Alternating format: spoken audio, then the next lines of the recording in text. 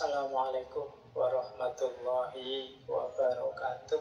Bismillahirrahmanirrahim. Banyak yang tanya ke saya, caranya biar hati tenang itu apa sih, Pak? Dalam penderitaan, segalau apapun dirimu, coba kamu rujuk ayat-ayat ini. Mungkin kamu bisa lebih tenang. Yang pertama surat Al-Insyirah, ayat 5 sampai ayat 6, yang bunyinya adalah fa inna ma'al usri yusra, inna ma'al usri yusra. Maka sesungguhnya bersama kesulitan itu ada kemudahan. Sesungguhnya bersama kesulitan ada kemudahan. Sesulit apapun hidupmu, sepahit apapun pengalamanmu, tidak usah khawatir, pasti ada kemudahan. Bahkan ada penafsir, ada mufasir yang mengartikan setiap ada satu kesulitan, Allah akan memberikan dua kemudahan. Ini kan diulang dua kali. Fa inna ma'al usri yusra, inna ma'al usri yusra. Jadi yang pertama, kamu ingat-ingat ini, Allah sendiri yang menjanjikan sesungguhnya bersama kesulitan ada kemudahan. Maka jangan putus asa, pasti ada jalannya, pasti ada kemudahan. Kemudian yang kedua, boleh dilihat surat Ar-Ra'd ayat 28. Tadi sudah kita singgung sedikit ya. Ala bidzikrillahi tatmainnul qulub. Sesungguhnya dengan mengingat Allah, bukankah dengan mengingat Allah itu hati menjadi tenang. Tadi sudah kita jelaskan level kedekatannya. Jadi kalau ingin tenang, hadirkan Allah. Ingat Allah itu menenangkan. Karena apa sih yang tidak mungkin di hadapan Allah. Terus yang ketiga, kalau masih ada kebingungan-kebingungan, kekecewaan-kekecewaanmu karena keinginanmu tidak terpenuhi, boleh teman-teman merujuk surat Al-Baqarah ayat 216. Wa asa an takrahu syai'an wa huwa khairul lakum wa asa an tuhibbu syai'an wa huwa syarrul lakum. Wallahu ya'lamu wa antum la ta'lamun. Jadi firman Allah, mungkin saja engkau membenci atau tidak suka sesuatu, padahal itu baik untuk. Dan mungkin juga engkau mencintai sesuatu, padahal itu buruk buatmu. Allah lebih tahu, sedangkan kalian tidak tahu. Jadi ayat ini mengajarkan kita yang tidak terjadi dari keinginan kita itu tidak selalu nanti sesuatu yang baik untuk kita. Jadi yang kita sukai bisa jadi itu buruk untuk kita. Allah lebih tahu. Jangan terlalu kecewa, jangan putus asa. Kalau cita-citamu gagal, bukan berarti itu ada kebaikan yang lepas. Bisa saja itu tidak terlalu baik untukmu. Allah menetapkan sesuatu itu ya pertimbangannya kasih sayang cintanya pada kita. Pikiran kita terbatas, sulit untuk bisa tahu sampai detail sedalam-dalamnya manfaat dan efeknya sesuatu. Allah lebih tahu. Jadi kalau teman-teman sedang kecewa, sedang galau, keinginannya kok tidak terpenuhi, baca ayat ini. Bisa saja yang aku inginkan, yang tidak terpenuhi itu sesuatu yang aku sukai sih, tapi bisa saja dia buruk untukku. Bisa saja yang aku hindar-hindari, ternyata inilah yang baik untukku. Allah tahu, kita yang tidak tahu. Nah, membaca ayat ini mungkin bisa menenangkan kita. Kalau masih ada galau-galonya, wa idza sa'alaka ibadi anni fa inni qarib ujibu da'watad da'i idza da'ani. Kalau hambaku meminta padaku, sesungguhnya aku dekat. Aku menjawab doa orang yang berdoa saat dia berdoa padaku. Jadi ayat ini menenteramkan kita masih punya Allah dan Allah dekat. Apapun yang aku minta, insya Allah akan dikabulkan. Nah, ini akan menenangkan kita. Yang terakhir surat Ar-Ra'd ayat 24. Salamun alaikum bima sobartum fani'ma ubbad-dar. Ini finalnya. Kalau memang yang atas-atas tadi masih sulit, sadarilah tetap salamun alaikum bima sobartum. Selamat atas kamu karena kesabaran. Fani'ma ubbad-dar itu betapa nikmatnya rumah tempat kita kembali nanti ke hadapan Allah.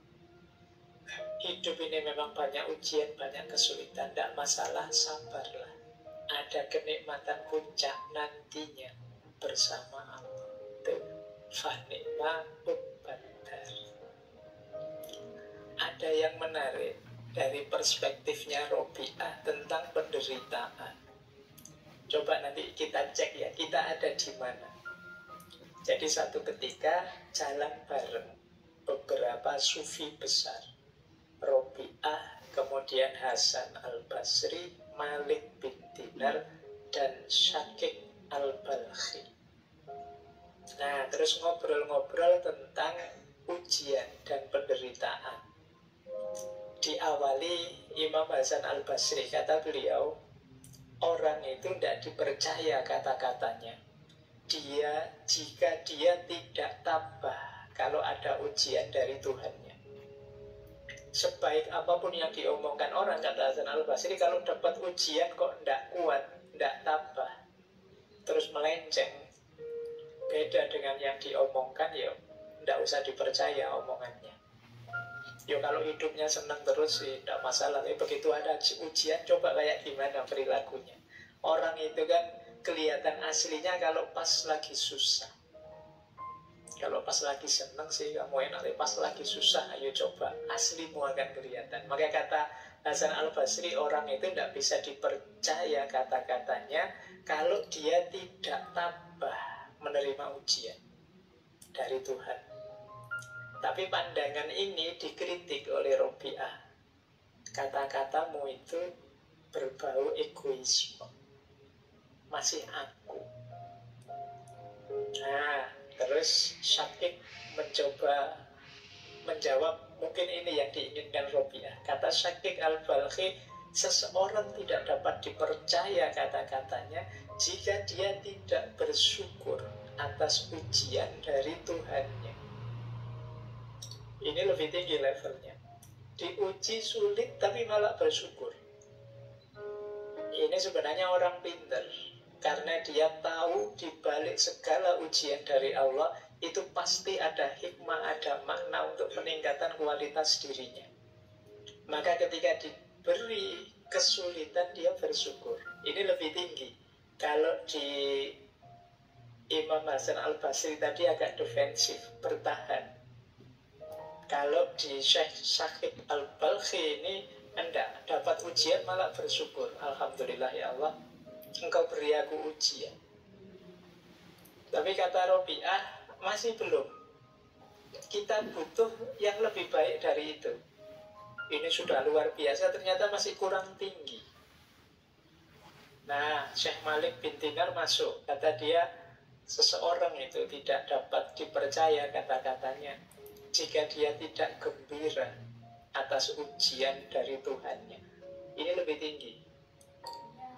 Kalau ini ketika dapat ujian malah gembira, malah alhamdulillah. Seperti Robi'ah tadi, senang aku diuji oleh Allah, senang aku hatiku dipatahkan oleh Allah. Tapi untuk nyampe sini saja berat. Tapi ini level tinggi memang. Di atas tadi, tidak sekedar syukur, dia juga gembira. Itu pun Robi'ah masih belum. Jadi ada yang lebih baik dari itu. Nah, balik mereka bertiga tanya, terus gimana yang baik itu? Kata Robi'ah, seseorang tidak dapat dipercaya kata-katanya jika dia tidak melupakan ujian saat merenungi Tuhan. Ini cara berpikirnya dibalik oleh Robiah. Kita itu kan ketika dapat ujian baru ingat Tuhan. Tapi kalau diriku dibalik, ketika kita ingat dekat dengan Tuhan, kita siap menerima apapun termasuk ujian. Jadi orang di levelnya Robiah ini bahkan sebelum mendapat ujian, dia sudah ikhlas, sudah ridho. Ya Allah, engkau beri apapun aku siap. Yang paling pahit pun aku siap, asal engkau tidak meninggalkanku. Ini yang saya bilang tadi, level cinta. Sulit orang seperti ini, karena itu berarti dia tidak tidak minta yang sifatnya menyenangkan, menggembirakan. Yang dia minta hanya biar bisa dekat pada Allah. Kalau kita kan masih banyak permohonan macam-macam kepada Allah. Kalau Robiah tidak, dia mintanya Allah saja. Nah, ini coba ya, nanti kalian ada di mana? Kata Imam Syafi'i, ketika hatimu terlalu berharap kepada seseorang, maka Allah timpakan ke atas kamu pedihnya sebuah pengharapan, supaya engkau mengetahui bahwa Allah sangat mencemburui hati yang berharap selain Dia. Maka Allah menghalangimu dari perkara tersebut agar kamu kembali berharap kepadanya. Ini coba kamu pahami maksudnya Imam Syafi'i. Orang itu bisa patah hati karena dia kecewa pada orang lain. Kekecewaan ini muncul karena sebelumnya ada harapan pada orang lain itu. Kalau kamu tidak terlalu berharap, ya tidak terlalu kecewa. Semakin besar harapan, semakin besar kekecewaan. Berarti itu bukti Allah mencintai kita. Buktinya Allah cemburu apa? Dipatahkan hati kita biar tidak terlalu melekat padanya. Nah, kenapa hati kita bisa patah? Ya karena kemarin terlalu melekat. Kamu terlalu berharap padanya, terlalu menginginkannya. Tidak peduli betapapun sulitnya hal itu, jangan memasuki lingkungan keputusasaan.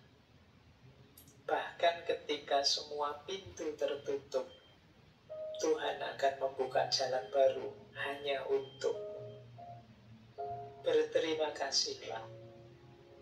Sangat mudah untuk bersyukur ketika semuanya baik-baik saja. Tetapi seorang sufi bersyukur tidak hanya atas apa yang telah diberikan kepadanya, tetapi juga atas semua yang telah tertolak darinya.